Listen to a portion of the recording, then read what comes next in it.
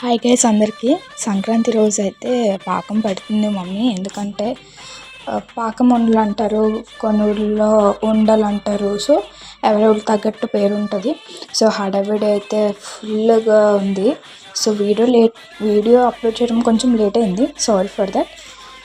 ఇక్కడ వాటి పొంగడాలకి వేస్తారు కదా, సో ఆ టైప్ అనమాట. ఇది ఫస్ట్ ఉండలికి.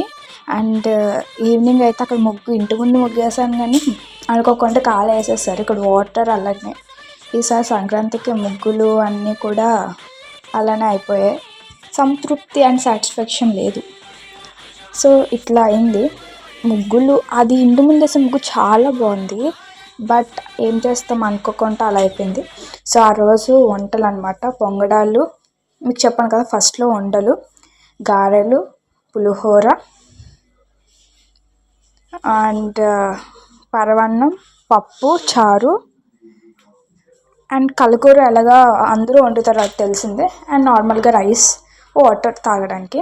అండ్ ఇది తర్వాత రోజు పిండి వంటలు వండుతున్నారు అనమాట. మేము ఎప్పుడు సంక్రాంతి తర్వాత రోజు. సో సంక్రాంతి ఇలా జరుపుకున్నామంటే మీరు ఎలా జరుపుకున్నారు కామెంట్ చేయండి.